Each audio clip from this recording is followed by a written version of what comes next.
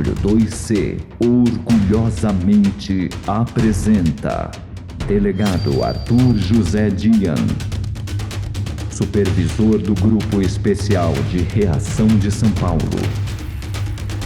com a palestra Atendimento de Ocorrência de Alto Risco.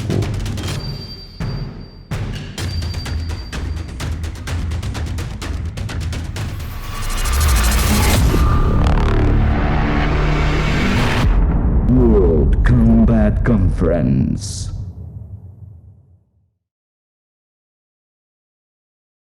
Boa tarde a todos, especialmente ao pessoal do evento, o senhor José Schincariol, Sansone, Dr. Rui, todos os operadores de polícia aqui presentes, Forças Armadas, CACs, apreciadores aí do tiro prático. É um prazer enorme estar nesse evento sensacional aqui, feito pela Armalite, já aproveitando para agradecer a presença nesse maravilhoso evento, a gente poder mostrar um pouquinho da história do Grupo Especial de Reação da Polícia Civil de São Paulo, do GER, e mostrar, trocar algumas ideias. Vai ser um pouco mais dinâmico aí, falar depois dessas feras aí que falaram pela manhã, agora meu amigo Coronel Mário também. Então, como o Coronel falou, o próprio Sansone foi feliz aí, que ele veio colocando todos os conceitos de operações especiais aí desde manhã, né? Inclusive agora com o Dr. Mário, e agora a gente vem com uma proposta um pouco diferente de vocês se encaixarem numa ocorrência, que é basicamente um estudo de caso, para a gente poder pensar um pouquinho os erros, os acertos, nos colocarmos na situação. Vou me apresentar, meu nome é Arthur Dian, sou delegado de polícia, titular do Grupo Especial de Reação, estou na Polícia Civil há 26 anos, sempre em operações, sempre em grupos táticos. Trabalhei no GOI, trabalhei no Garra, fui titular do Garra, fiquei por 13 anos na divisão de sequestro e desde 2015 tenho o prazer de estar dirigindo aí o Grupo Especial de Reação da Polícia Civil. E espero, Sansone, que eventos como esse, centros como esse e a ideia de vocês perdurem e se multipliquem pelo Brasil aí, para a gente poder ter tanto centros como escolhas de materiais para os operadores, para os atiradores e para quem gosta dessa arte maravilhosa aí do tiro, poder ter opções e materiais de primeiro mundo, como agora a Armalite está trazendo para a gente aí. Então, gostaria muito de agradecer e vamos torcer para que isso aconteça. A gente já sabe que outros centros já estão saindo aí pelo Brasil e vamos esperar que isso se multiplique cada vez mais. Então, eu vou falar um pouquinho agora do que é o Grupo Especial de Reação da Polícia Civil, o GER.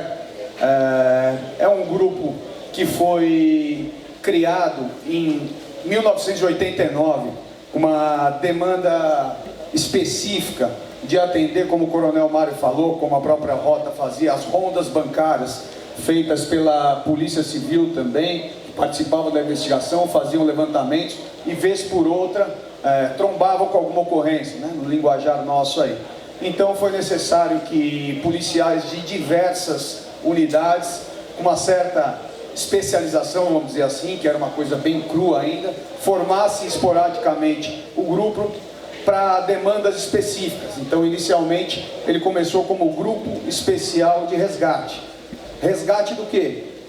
Normalmente de ocorrências com reféns localizados em roubos a bancos, que começavam com alguma investigação, partiam aí para uma ação dos criminosos e, consequentemente, uma ação dos policiais nesse momento. Surgia aí, no caso, uma situação de crise, um refém localizado, a Polícia Civil atuava através do chamado Grupo Especial de Resgate. Lembrando que nessa época, na época dos anos 90, nós tínhamos de 12 a 20 roubos a bancos por dia na cidade de São Paulo, né, Coronel? Deu muito trabalho para a gente isso aí. Então a gente precisou criar esse grupo na época para que pudesse dar esse amparo necessário, que juntamente com o Garra, que depois eu vou explicar um pouquinho, que é o grupo da Polícia Civil de rondas de polícia preventiva especializada, que é o CO, o Grupo Co-Irmão da Rota aí, que permanece diuturnamente na rua para dar o apoio aos policiais que necessitam, a população em geral, né? Então a gente saiu dessa fase aí de ter que montar um grupo para angariar pessoas que pudessem ajudar esporadicamente. Depois dos roubos a bancos, na década de 2000, surgiram aí as quadrilhas que tinham ficado presas na década de 90, 80 e 90, com sequestradores internacionais, né, como o caso de Beltrán Martinez, Abílio Diniz e outros. Esses sequestradores foram presos, Juan, argentinos, enfim, e passaram a ensinar técnicas de sequestro para os presos comuns. Nessa forma, começaram a sair dos presídios e, já tendo um pouco mais de dificuldade na situação de roubo a bancos, que as empresas foram especializando, a polícia foi especializando, o cerco ficou um pouco maior, eles passaram a migrar com um pouco mais já de know-how, tido na cadeia já por esses sequestradores internacionais, para o crime de extorsão mediante sequestro, né? Onde eu tive o prazer de, no ano 2000, ir para essa divisão, que inicialmente começou com 3 delegados só, depois tivemos 12 equipes, onde no ano de 2001 nós tivemos 320 casos de extorsão mediante sequestro, sem sequestro relâmpagos, puramente extorsão mediante sequestro, vítimas em cativeiro, sendo no mês de outubro de 2001, 69 arrebatamentos. Chegava a estar com 12, 15 vítimas em cativeiro aí. Então foi uma situação muito complicada, onde toda a polícia teve que se mobilizar para poder participar aí de uma força-tarefa para que a gente pudesse começar a minimizar esses tipos de casos. E aí o Grupo Especial de Resgate ainda auxiliava a divisão antissequestro no momento da invasão dos cativeiros, após a investigação, enfim. Existia o grupo operacional que agia por demanda, era acionado e comparecia nos locais para poder fazer esse auxílio.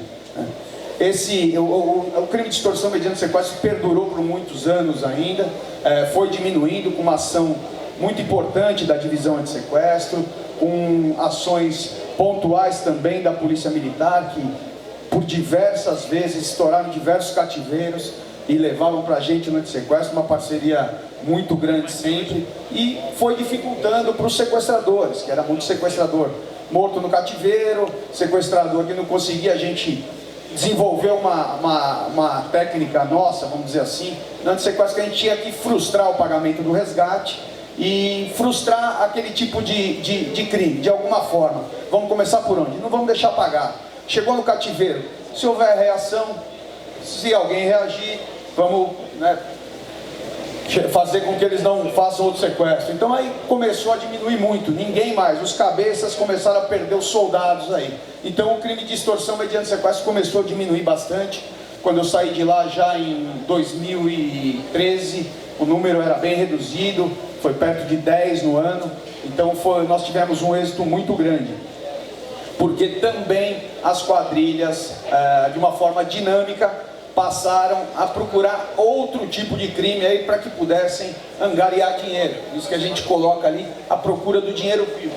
Foram para o roubo de carga, foram para outros tipos de crime semelhantes, iniciando-se aí a procura do dinheiro vivo, mais especificamente roubos a caixas eletrônicos, né? Por isso é importante aí toda essa introdução aí dos nossos colegas, dos coronéis aí que falaram anteriormente, os conceitos de operações, de cangaço, novo cangaço, e essas quadrilhas passaram a se organizar para efetualmente ir atrás do dinheiro vivo. Porque num crime de extorsão mediante sequestro, às vezes eles ficavam com a vítima em cativeiro 2 meses, 3 meses, 15 dias, um pedido de 5 milhões, e conseguiam 60 mil, 80 mil, 100 mil, e isso não estava sendo produtivo. Muito tempo com a vítima em cativeiro, um crime permanente. Pô, por que não migrar para outro lugar? Vamos nos reunir, pegar essas quadrilhas e pegar o dinheiro e ir embora, que a gente divide cada um para si, está tudo certo. Então, iniciou-se aí a explosão de caixa eletrônico. A gente tem a informação de uma primeira explosão de caixa eletrônico no estado de Pernambuco, né? E nessa época foi uma conta da facilidade que era ter um caixa eletrônico à disposição. Eram 27 mil caixas eletrônicos com uma média de R$25 mil em cada um. Obviamente uns com mais, outros com menos, mas aí a gente vê uma fragilidade muito grande, cidades longínquas, cidades do interior do Brasil aí, com um caixa eletrônico à disposição, um efetivo tanto da Polícia Civil quanto da Polícia Militar muito pequeno, e as quadrilhas se mobilizavam, iam, pegavam dinheiro, iam embora e estava tudo certo. Passaram a querer um pouco mais de dinheiro, viram que era uma situação fácil, foram então para as grandes cidades, para as bases bancárias. Essas bases bancárias passaram a ser atacadas, algumas com êxito, outras não, né? Quando a gente tinha oportunidade aí de, através da investigação, nós no grupo especial de reação não fazemos investigação, então a gente trabalha sob demanda, eu vou explicar um pouquinho, e tinha oportunidade da investigação trazer alguma informação para a gente conseguia chegar e cessar essa ameaça deles aí, às vezes com confronto, às vezes não, mas o que aconteceu? Com a especialização das equipes de investigação e dos grupos operacionais, esses grupos criminosos passaram a se distanciar dos centros que tinham mais estrutura, seja São Paulo ou qualquer outra capital, e passaram a agir no interior aí dos estados, como a gente vê até hoje, aí, né, um pouquinho menos, a gente vê uma tendência a diminuir, mas a gente ainda vê bastante caso aí de roubo de caixas eletrônicos, bases bancárias, aí como a gente acabou de mostrar, o Coronel Mário acabou de mostrar alguns aí, e é isso que a gente pretende colocar vocês no cenário para pensar um pouquinho, todos como operadores aqui, e o que cada um faria, o que é certo, o que é errado, quais deficiências, porque é uma situação que todos aqui poderão encontrar, ou já passaram algumas vezes, diversas vezes, ou poderão encontrar num futuro bem próximo aí, né? E para que isso, né, tomasse mais corpo e tivesse mais próximo da gente, a gente escolheu um caso específico de um roubo a caixas eletrônicos, bancos, na verdade, aqui na cidade de Indaiatuba, onde foi utilizada toda a região aqui que nós estamos presentes agora, desde Sorocaba, passando por essa estrada aqui que todos passaram para vir para cá, Salto e terminando na cidade de Indaiatuba, onde de fato ocorreu a ação criminosa. Então eu trouxe aqui, é um pouquinho demorado, mas só para explicar para vocês, que vocês terem uma noção e entrarem na cena, o que aconteceu, como aconteceu, para depois a gente ilustrar um pouquinho e vocês terem noção de fato do que aconteceu com algumas imagens, né? Então, se for possível, vocês darem uma passada de olho aí, para a gente saber, conforme a gente estivesse recebendo uma informação de que isso estaria acontecendo, né?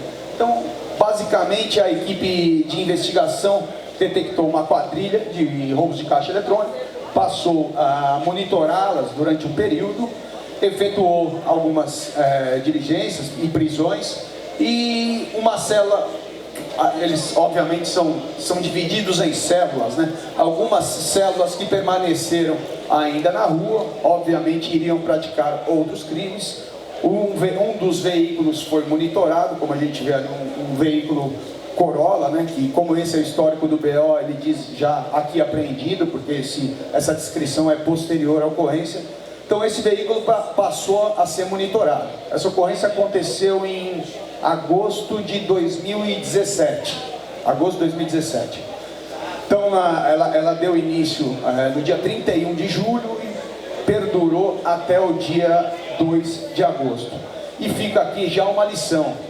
A equipe de investigação nos deu essa data e disse: dia tal vai ocorrer um roubo, não sabemos aonde, não sabemos quantas pessoas, mas provavelmente eles vão sair de São Paulo. Então vamos nos preparar para isso. Fomos antes dessa data, 1, 2, 3 dias, 4 dias, com a equipe full, né? No quinto dia todo mundo, pô, vamos com a metade da equipe? Não, vamos com a equipe toda. No sexto dia, não, vamos com a equipe toda de novo. E graças a Deus foi isso que aconteceu, senão a gente tinha tomado pau ali, né? Então, numa segunda-feira, no dia 31, eles se reuniram em São Paulo e se dirigiram até a cidade de Sorocaba, próximo daqui, né? Para que todo mundo conheça. A equipe continuou monitorando aí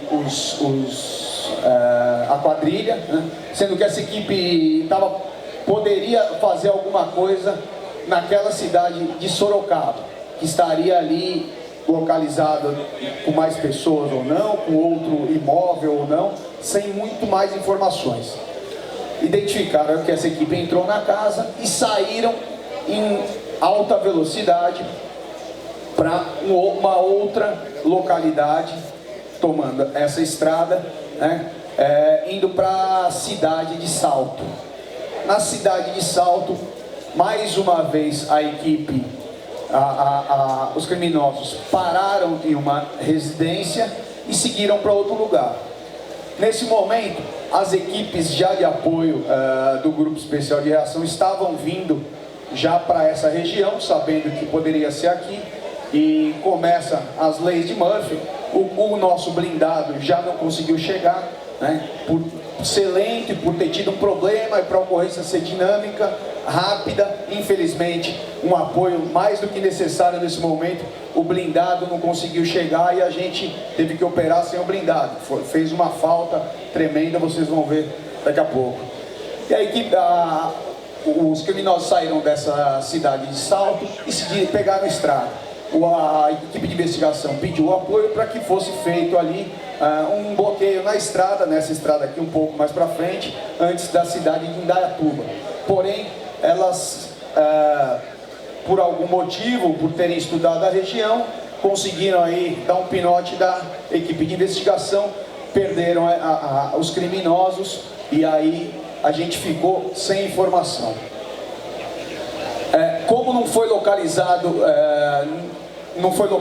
nenhuma rota de fuga até aquele presente momento, as equipes acharam, logicamente, que eles poderiam ter pego algum caminho alternativo para se dirigir à cidade mais próxima, que seria Indaiatuba, para onde os policiais seguiram e as equipes de apoio seguiram também, né? No momento que estavam chegando na cidade, foi onde ouviram algumas explosões e diversos disparos de armas de fogo. Dessa forma, já presumindo que seria equipes, que seriam os criminosos efetuando alguma explosão de caixa eletrônico, de base bancária, enfim, de algum local onde eles tivessem programado angariar a quantia que eles estavam atrás. Diligências ali pela cidade toda, né? Nesse confronto aí na cidade, depois ficamos sabendo que duas equipes da GCM que tentaram cessar a agressão aí dos criminosos tiveram 2 baixas, e porque obviamente estavam em menor número e em poder bélico muito menor também. Enfim, nós continuamos o monitoramento desses criminosos com diligências e procurando pelos carros que até então nós tínhamos conhecimento. Foi quando então nós percebemos que eles haviam adentrado numa residência, né, fechada, com os 2 veículos na garagem. Um veículo que não estava na cena estava atrás dos carros que haviam entrado, ou seja, poderia ser eventualmente ali de alguém que estava dando cobertura para eles. E aí iniciou-se a invasão. A gente ia esperar o blindado, mas não foi possível. A gente optou aí por fazer a incursão e entrar naquela residência, devido às características do local, eventualmente de fuga que poderia acontecer pelo fundo. Tentamos cercar, era um horário que a gente vai ver depois lá do amanhece, não amanhece, um horário difícil de trabalhar também, sem apoio de aeronave, com pouca gente perto do cenário que a gente necessitava. Então nós optamos pela incursão no local. Aí é um pouquinho da dinâmica do que aconteceu no interior da residência, né? Já depois da apreensão de tudo que estava dentro da casa, de tudo que foi apreendido com os marginais, enfim, é o decorrer da ocorrência aí, para que a gente possa ter uma noção e fazer um pouquinho da dinâmica, se colocando aí no local dos fatos lá. As pessoas que foram presas aí, na verdade, na ocorrência foram 8 pessoas envolvidas na ocorrência de bandidos, 4 deles em confronto morreram, 2 fugiram num veículo que estava pronto na casa de trás e outros 2 foram para o fundo da residência, pularam para uma outra residência e pegaram uma senhora de vítima, fazendo ali refém localizado, né? Então a gente diz que essa foi uma ocorrência aí de ciclo completo praticamente. Aí um pouquinho mais da residência e aí como terminou. E agora a gente entra um pouquinho na ilustração do caso aí, para que a gente possa ver melhor como de fato aconteceu, né? Então a operação Indaiatuba, escolhida propositalmente pela região aqui, para quem é de fora, né, saber, ter uma noção de que em qualquer área aqui do Brasil, de São Paulo, a gente pode ter uma ocorrência dessa e essa aqui na nossa cara, né? Então é importante a gente ter esse conhecimento. Então, a diretoria do DEIC que nos acionou, esse foi um trabalho por demanda, né, que a gente já vinha trabalhando com a equipe de investigação há alguns dias, sabendo que algo poderia acontecer em data aproximada. Então fomos acionados aí com força total para poder acompanhar a equipe de investigação e de que ela, né, tivesse toda a proteção que a gente pudesse dar naquele momento. A intenção é uma provável ação contra ladrões de caixa eletrônico. Obviamente a gente nunca, se não é uma investigação muito apurada, a gente não sabe o número de criminosos, entre 10 e 15, a previsão, mas pode ser 30, pode ser 40, como Ourinhos, como Botucatu, como outras ocorrências que a gente já viu com o Coronel Mário e com os outros colegas aí. Então aqui a gente começa com o cenário da ocorrência no centro de Indaiatuba, no bairro da Morada do Sol, onde os criminosos pegaram a vicinal já programada, um caminho alternativo para eles, chegaram no centro, iniciaram as explosões e os disparos, e aí uma viatura da GCM que estava próximo tentou inibi-los e os 2 GCMs foram feridos, infelizmente, e a fuga, a partir daí, a fuga dos criminosos. Importante dizer que eles não levaram nada, frustraram. Os GCMs foram muito machos aí nesse caso aí, e porque eles tiveram, de alguma forma, alguém tentando inibir, não quiseram bancar, se desesperaram e vazaram aí os malas, e aí foram para aquela residência que posteriormente a gente conseguiu encontrar através das diligências aí posteriores. Então aqui a gente tem os cenários, né? Foi onde o centro da cidade está mais ou menos para esse lado aqui. Os indivíduos vieram para essa localidade, colocaram os carros dentro dessa garagem aqui. Um veículo que estava atrás não participou da ocorrência, provavelmente aí um veículo de escolta ou um veículo que dava cobertura, de levantamento de local, enfim.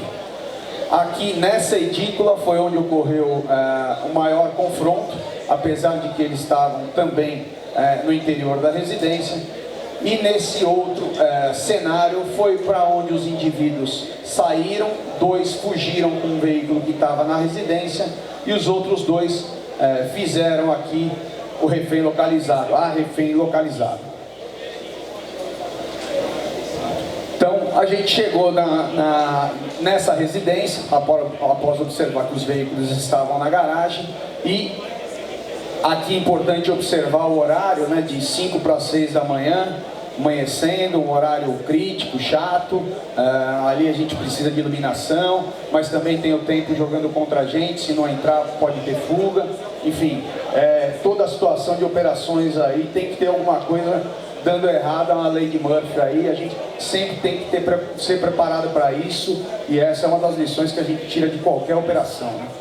Então, a hora que nós conseguimos abrir o portão, um portão reforçado, diga-se de passagem aqui, conseguimos abrir, levantar um pouquinho o portão, eles já percebemos que eles correram para o fundo, naquela situação que eu havia mostrado. Então nós iniciamos a abertura do portão aqui, eles perceberam e já correram para o fundo para se abrigar nessa edícula aqui atrás, né? Já percebendo a nossa chegada, eles já iniciaram os disparos. Aqui a gente já vê 2 disparos e a gente teria que progredir de uma forma ou de outra, porque não tinha como chamar apoio sem perder a ocorrência, sem perder a fuga deles. Então nós optamos de fato para uma ação até um pouco arriscada, ou bem arriscada, mas efetuar a invasão ali, que a gente percebeu que tinha um muro no fundo, e mesmo se alguns fugissem, a gente conseguisse pegar os que sobrassem. Então aqui a gente tem o cenário da frente da casa, assim que a gente entrou na residência, os carros parados aqui, ainda com diversos explosivos, munição, munições de fuzil, 2 veículos blindados e o veículo de cobertura não blindado. Uma lateral por aqui, outra lateral por aqui. Uma equipe invadiu a casa por esse local, mais 2 equipes pelas laterais para poder chegar no fundo. As laterais eram essas e a residência de cima invadida pela primeira equipe tática aqui. Já nessa progressão, uma barreira, outro obstáculo aí que a gente não conta na verdade, mas tem que tomar cuidado. A gente vê que a gente não tem muito abrigo aqui, então de fato foi um confronto que somente com escudo mesmo, que a progressão foi bem limpa e sem muito abrigo, a não ser essa escada, e do outro lado alguns antiparos ali, mas de fato foi uma situação bem crítica.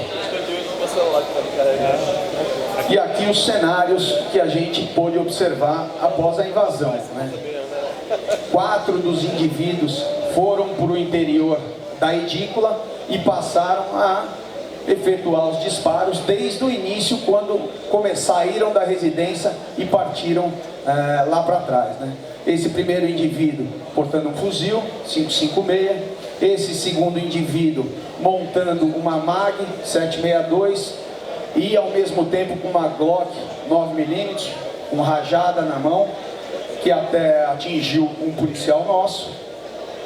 Esse outro indivíduo se escondeu atrás de um refrigerador, também com um fuzil de assalto.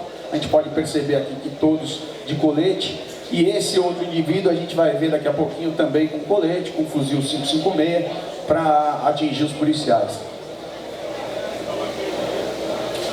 Esse foi um estilhaço, né, do disparo de rajada de 9mm do criminoso que estava montando a MAG 7.62, e a hora que ele viu que os policiais estavam entrando, ele rajou com a Glock e um dos projéteis bateu do lado, bem do ladinho do operador, e efetuou aí uma lesão. Esse outro disparo, a gente vai mostrar daqui a pouco, era um indivíduo que estava dentro da edícula, que a princípio se rendeu, levantou a mão direita, se rendendo, e com a mão esquerda pôs o fuzil por baixo e rajou aí um 5.56, que esse disparo atravessou, pegou aqui no meio de tijolo, atravessou a parede e pegou um operador, capotando já sem muita força, mas atingiu o operador, tirando de combate. Aqui o nível de ameaça que a gente tem enfrentado aí, né, como os nossos colegas anteriormente citaram, o Coronel Mário acabou de citar, munições importadas, Hornet Tip, munição fabricada com núcleo de aço, emulsão, aqui a MAG, né, os fuzis encontrados, coletes balísticos com placas aí furtadas, desviadas das Forças Armadas, ou seja, é um confronto bem difícil que a gente está vivendo, né? Tanto aqui quanto qualquer outro estado da federação aí. Por isso é importante nós todos aqui nos colocarmos no cenário, para que a gente possa entender e ver um pouquinho a dinâmica do que fazer no momento desse, né? Aplicar nosso treinamento, mas também improvisar eventualmente, enfim, estar no cenário para poder pensar um pouquinho. Então, as operações, a gente fala um pouquinho das lições, né? Observações operacionais dentro do cenário, que são operações emergenciais e deliberadas. As deliberadas podem se tornar emergenciais, né? A gente tem que ter suprimento, como o coronel falou, término de munição. Quanto que a gente levou de munição? Vamos ter suprimento de munição, vamos ter lanterna, vamos ter pilha, vamos ter carregador, vamos ter socorrista. Então a gente vai pensando, cada dia implementando a equipe que nós representamos do Estado, né? Nós somos os profissionais. Nosso poder de fogo, nosso poder de reação tem que ser muito maior do que o dos criminosos. Então, operações emergenciais, operações deliberadas podem se tornar emergenciais a partir do momento que aquela programação toda deu de uma certa forma errada, como por exemplo a quebra do veículo blindado, que nos ajudaria muito aí como barricada. Então isso aí é para ficar na nossa cabeça, para a gente se preparar para operações inesperadas também. Aqui um pouquinho, né, do nível de proteção do inimigo, que hoje em dia está em caráter de igualdade com a gente, né? Aí coletes com placa, alguns indivíduos tomaram diversos tiros de 5.56 em coletes que não perfuraram, os disparos que perfuraram foram em outras regiões aí letais e que a gente tem que observar para poder, no enfrentamento, saber o que fazer nesse momento. Esse indivíduo foi um indivíduo que também estava com um colete nível 3, que se rendeu inicialmente com um fuzil 5.56 na mão esquerda. Ele levantou a mão, até o Elcio que está aqui, que estava do outro lado do muro aqui com o parceiro dele. Ele levantou uma mão, me rendo, e com a outra mão pôs o fuzil para baixo e rajou aquele muro lá que a gente viu, onde um dos nossos operadores foi atingido, felizmente, um ferimento não tão grave na placa do colete, que ajudou bastante. Também de colete, enfim, e o que o acertou foram munições de 7.62 perfurante, que a gente estava estreando nessa ocorrência, efetuados os disparos através da parede. Então esses disparos, que ele estava do lado da porta rajando com o fuzil aqui embaixo, e os operadores na reação aqui efetuaram os disparos e com a munição perfurante 7.62 conseguiu atingi-lo na lateral aqui e cessar a agressão dele. Aqui a gente vai pôr um videozinho para ilustrar em forma de vídeo o que é o cenário, o que foi o cenário basicamente. Aí onde teve a progressão, o primeiro indivíduo que fugiu, esse segundo indivíduo montando a MAG,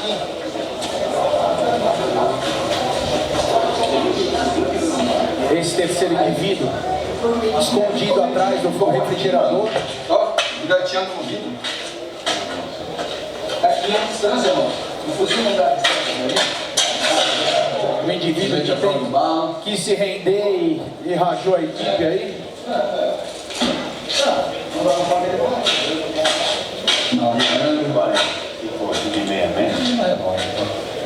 A gente precisa daquelas porras que acende dia a dia. Mas então, dia a dia, tanto para vocês, mas a gente. Então a gente pode observar aí que de verdade o inimigo não está de brincadeira, né? Então todas as ocorrências de alto risco aí, né? Os operadores de todas as unidades aí, Rio de Janeiro já está escolado com isso aí, né, comandante? Isso aí é o dia a dia e tudo começou lá, né? A gente sabe que infelizmente a gente teve lá o Rio de Janeiro como uma escola aí para os criminosos e o pessoal da Polícia Civil, do BOP, da Polícia Militar toda lá, quebrando os caras no meio e cada dia nascendo um, proliferando e Brasil todo hoje em dia. E essa ocorrência aí terminou lá no primeiro cenário com os 4 indivíduos mortos, 2 presos e aqui a residência onde foi pega uma senhora aí pelos outros 2 indivíduos que fugiram e permaneceram aqui, porque 2 outros pegaram o carro e conseguiram se evadir. E terminou com os 2 presos aí, para sorte aí da senhora, que não sofreu nenhum tipo de dano, né?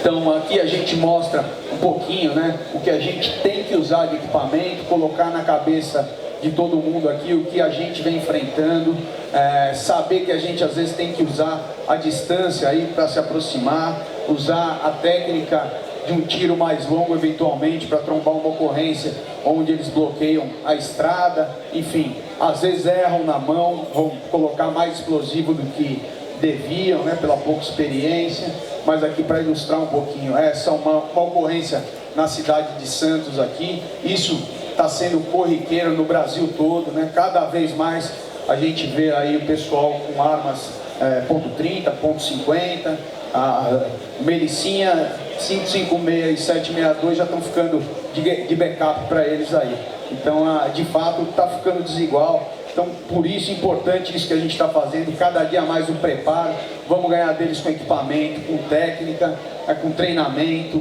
com união de todas as forças, Polícia Civil, Militar, GCM, quem estiver do nosso lado, vamos junto para poder vencer esses caras aí que estão dando um trabalho do cacete, né? Aqui o que eles estão utilizando, né? Aqui com a serra atrás para roubos de carro forte, enfia o cano aí, senta o dedo aqui, a gente vê que é uma barreira grande, além do carro blindado, né? Então, veículos com chapas de aço, com anteparos, enfim, uma dificuldade muito grande aí da gente poder enfrentar. Esse nosso blindado, que na verdade é o segundo já, o que não chegou, a gente aposentou ele aí, na ocorrência mesmo, a gente já deu aposentadoria para ele, mandamos lá para virar caminhão de lixo. Então esse é nosso blindado hoje, temos mais um blindado aí, que o novo já está com anteparo aí para fuzil .50, ficou um pouco pesado, mas é uma proteção a mais aí para a gente poder ter a nosso favor, né? E também utilizar as distâncias aí, né? Ou seja, no CQB, no tiro a média distância, e usar a nossa técnica como falado anteriormente, lá naquelas situações um pouco mais distantes, a gente percebendo já que os criminosos estão utilizando armamento com aparelhos de pontaria, enfim, com uma série de equipamentos, eles ainda nesse quesito acredito que estejam um pouco atrás. Já estão começando a treinar, já estão começando a se especializar, vamos dizer assim, mas eu acho que a gente ainda está na frente deles e temos que usar isso para o nosso bem, né, para o projetil chegar neles, não a gente não pôr em risco a nós, a nossos companheiros e voltarmos para casa aí, que é nossa função aí, proteger a sociedade e voltar para casa. Então, as lições aprendidas nesse perfil de ocorrência, na verdade, eu não trouxe porque essa eu deixo para vocês. Essa é a forma de um estudo de caso, de interagir, de se colocar no local e pensar um pouquinho depois, o que eu faria nessa situação, como eu entraria, que armamento eu utilizaria, que munição que eu utilizaria, para a gente poder colocar isso em discussão em outros eventos como esse aqui e colocar isso numa troca de informações do que aconteceu com um, do que aconteceu com o outro, para que a gente possa ter êxito aí e quebrar esses caras no meio aí que dão tanto trabalho pra gente aí e não tem o mínimo pudor de mandar pra cima da gente. E nossa missão é combatê-los aí e proteger a sociedade. Agradeço a todos aí, muito obrigado aí pela oportunidade.